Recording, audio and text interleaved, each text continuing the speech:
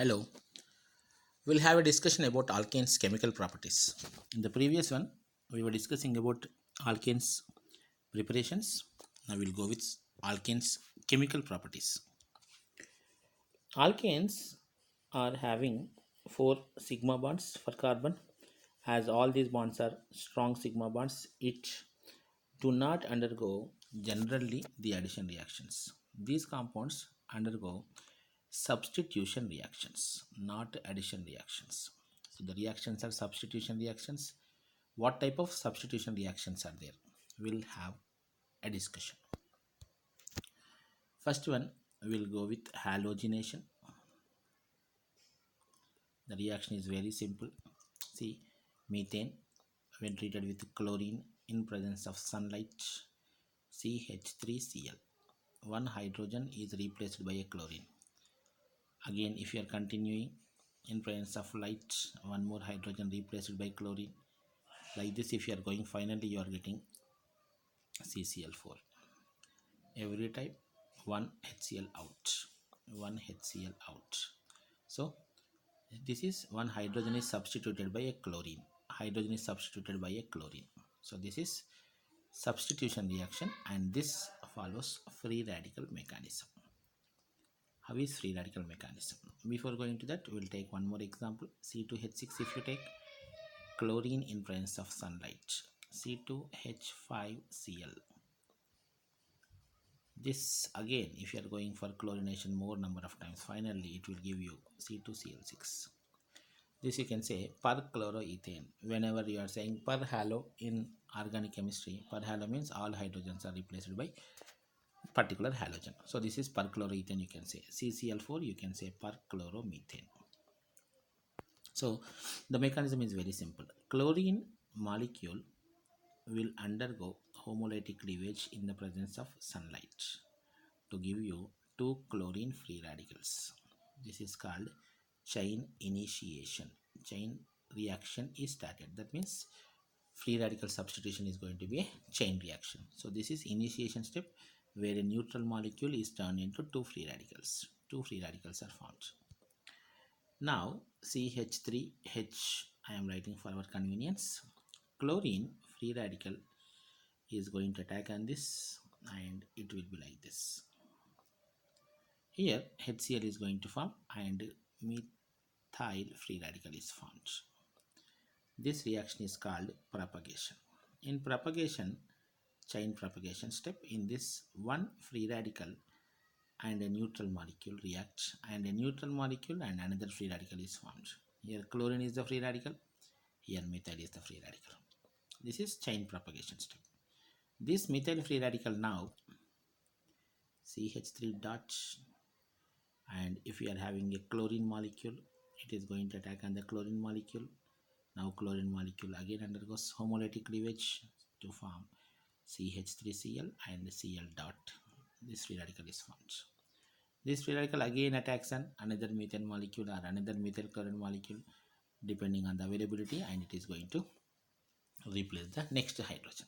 So these steps are called propagation steps. The previous step and this step. In this also you can see a free radical, a neutral molecule, and another free radical. Like this, these reactions are continued. So these reactions you can expect until all the hydrogens are replaced. Finally, there are some termination steps. Termination means the reaction is going to end. Termination takes place when two free radicals are going to join. That can happen like this. Two free radicals are two free radicals like methyl free radical plus methyl free radical. When these are joined, you can say C2H6, or a methyl free radical is joined with chlorine free radical to form CH3Cl. When two free radicals are joining, you can call this is a termination step. So termination means reaction is stopped. Two free radicals are converted to a neutral molecule. Here the questions are, if you are taking CH4 excess, chlorine limited, what happens? This is limited means only one chlorine is going to attack here, and maximum product will be methyl chloride. If it is reverse, if methane is limited and chlorine is excess, So chlorines are going to attack on this continuously, and finally the product will be CCl4. If methane is excess, the product is CH3Cl. If chlorine is excess, the product is CCl4. Important, remember this point. Okay, same concept. Then they will ask you about the reactivity order. Reactivity order of halogens is fluorine, much more reactive than chlorine, bromine, and iodine. You can say fluorine can react even in dark.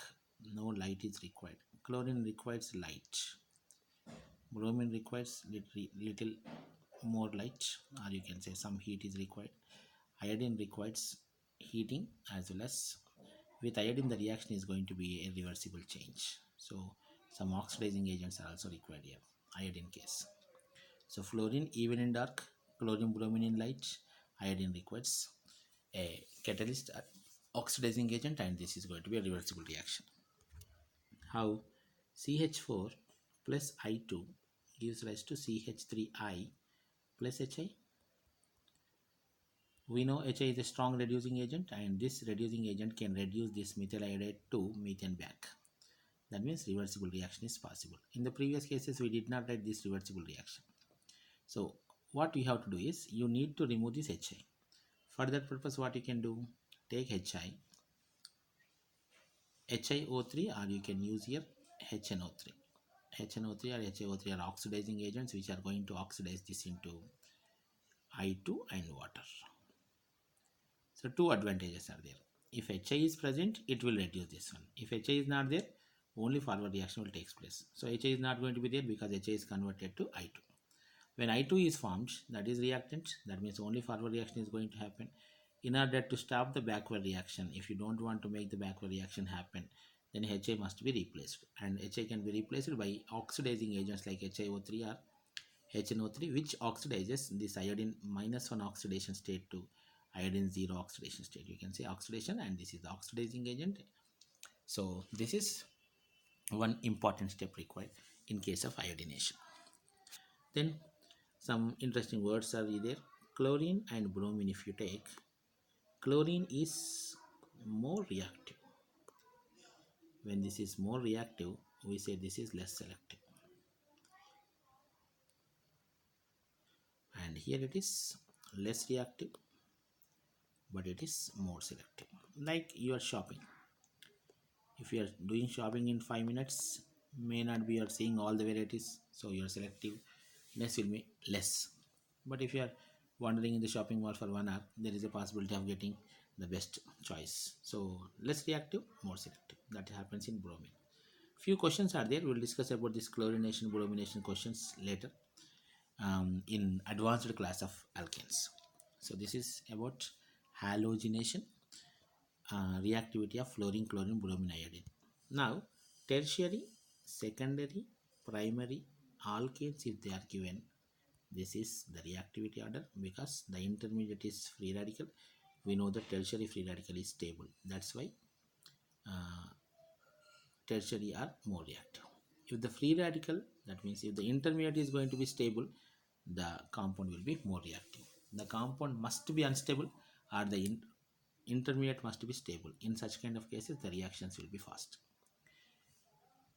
So this is halogenation. Next, nitration. This is one very simple reaction. CH4 when treated with concentrated HNO3. HNO3 can we write like this? HNO3. Okay, so I am writing here OHNO2. From here hydrogen, from here OH will be removed in the form of water. So the compound will be formed CH3NO2. Nitromethane it is called. One hydrogen from methane, one OH from here removed in the form of water. Then that gives you nitromethane CH3NO2. For this purpose, generally the temperature required is 475 degrees Celsius. Interesting thing is, if you are taking ethane and going for nitration, concentrated HNO3, if you are going to apply, ethane will give you nitromethane and nitroethane. We expect nitroethane, but interestingly here nitromethane is also formed. Why? Because concentrated nitric acid is very strong. This temperature, this requires around 400 degrees Celsius temperature. Concentrated HNO3 can break a carbon-carbon bond also. Okay, so you can expect a normal product, that is CTH5NO2, and a bond cleaved product, that is nitromethane. Both are possible. Then guess how it will be if propane is going to react. Concentrated HNO3. Concentrated HNO3 is a nitrating one. So what are the possibilities? One NO2. This is first place. Then second NO2. This is second place. Now bond cleavage. Bond cleavage means C2H5NO2, and one side you will get CH3NO2. One nitro, two nitro, nitroethane, nitromethane.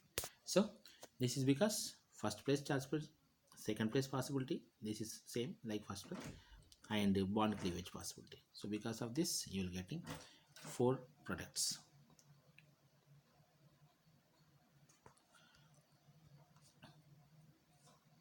Next one, pyrolysis. Pyrolysis is one interesting one. Heating a compound in the absence of oxygen is called pyrolysis. Heating in the absence of oxygen. So methane, when heated up to 1000 degrees Celsius, it is going to give you carbon plus 2 hydrogen. This is carbon black. Remember, carbon black this is. Similarly, ethane, if you are heating up to 400 degrees Celsius without oxygen, this will give you CH2 double bond CH2 plus H2. These reactions are not mentioned in this topic, but you will get it. Ethene plus hydrogen. And for you, these compounds are given. 1, 2, 3, 4, 5, 6. This is hexane.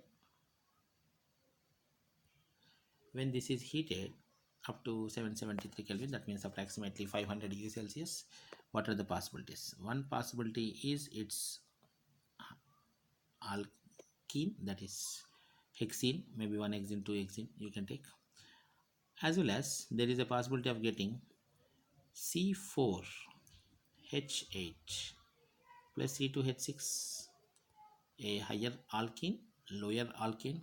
This is one possibility. Otherwise, C3H6, C2H4 and CH4. This is also possibility. Hexane formula is C6H14. You can check. Same number, same number, same number. So hexane on heating can give you hexene plus hydrogen, that means 1 hexene, 2 hexene. And in general, you will getting there butene and ethane. Otherwise, propene, ethene and methane. All these possibilities will be there. One interesting reaction is also mentioned in your ncert book, that is C12H22, 26, sorry, dodecane. Dodecane on heating gives C7H16 plus C5H10. Here, higher alkane is given and lower alkene is given. Along with this, some other products are possible. Other products, however, will be there, but this is given in ncert, so you can be given in a mains type of questions. So take care of these kind of things. So this is pyrolysis, heating in the absence of oxygen. Heating in the presence of oxygen is called combustion. Methane, if it is combusted, it gives you carbon dioxide plus water. Along with this, lot of heat is going to release. Combustion, all combustion reactions are same. Any organic compound, any alkane here you say, with oxygen, carbon dioxide, water. Any organic compound also same thing. Next is oxidation, and this oxidation controlled. For example, if you are taking methane and oxidizing this to methyl alcohol, this can be done by using oxygen in presence of copper at 523 kelvins and 100 atmosphere pressure. Methane to methyl alcohol. Methane to methyl alcohol by copper. This point you remember. The same methane can be oxidized to HCHO, formaldehyde, by MO2O3. This is molybdenum oxide on heating. Ethane, if you are oxidizing in the presence of manganese acetate, MnCH3COO taken twice. This is manganese acetate. With this, if you are oxidizing this one, this will be converted to acetic acid. In the previous one, I said methane converted to methyl alcohol, that is by copper. I am repeating this again. So copper converts into alcohol, molybdenum oxide converts into formaldehyde, ethane is oxidized to acetic acid. Similarly, a tertiary alkane, not primary, secondary, remember only tertiary alkanes. This is a tertiary alkane, this is the tertiary carbon, 3-degree carbon. When treated with KMnO4, potassium permanganate, it gives you a tertiary alcohol, 3-degree alcohol. Very, very special. This is not applicable for primary and secondary, not applicable only for tertiary. When KMnO4 is used, you are getting a tertiary alcohol. Reaction with steam, CH4 plus H2O. Normally no reaction with water, but steam at high temperature, almost 1000 degrees Celsius. Carbon monoxide plus hydrogen. This you can use for the preparation of hydrogen. With steam, releases hydrogen gas. Next, isomerization.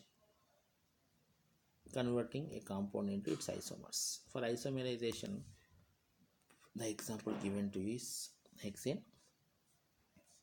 On isomerization, it can be converted into any of these kind of compounds. This is 2-methylpentane, this is 3-methylpentane.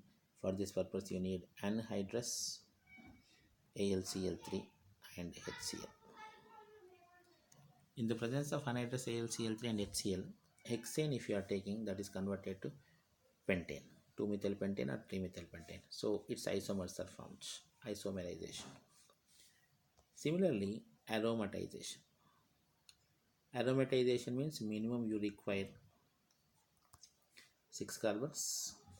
So I am taking a compound like this. This you say hexane, N-hexane, 1, 2, 3, 4, 5, 6, 6 carbons are there. When this is oxidized by using V2O5 or MO2O3 or Cr2O3, in presence of this, if you are heating, oxidation takes place and it turns into a cyclohexane by losing 2 hydrogens. This again further same reagents when you are using, that is V2O5 or MO2O3 or CO2O3, loses 3 more hydrogens and converts into benzene. Hexane formula is C6H14, this is C6H12 and this is C6H6.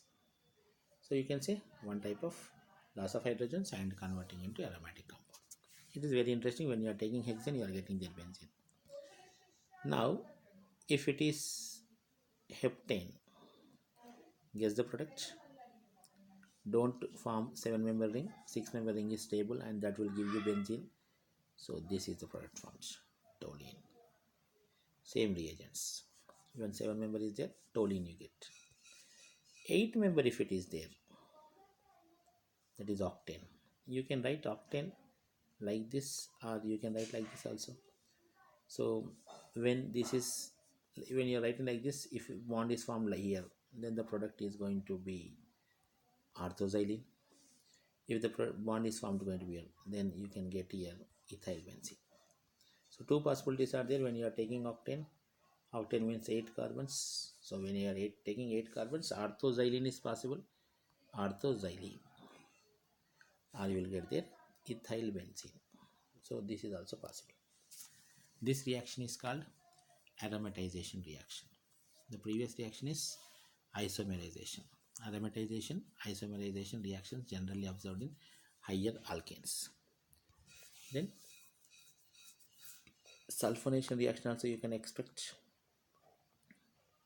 It is very similar to nitration, like methane will give you CH3SO3H. Methane sulfonic acid when you are treating with concentrated sulfuric acid. Few more reactions are there. We'll discuss about those reactions in alkanes advanced class. These are enough for board level and most of the questions will be the applications of these questions in mains.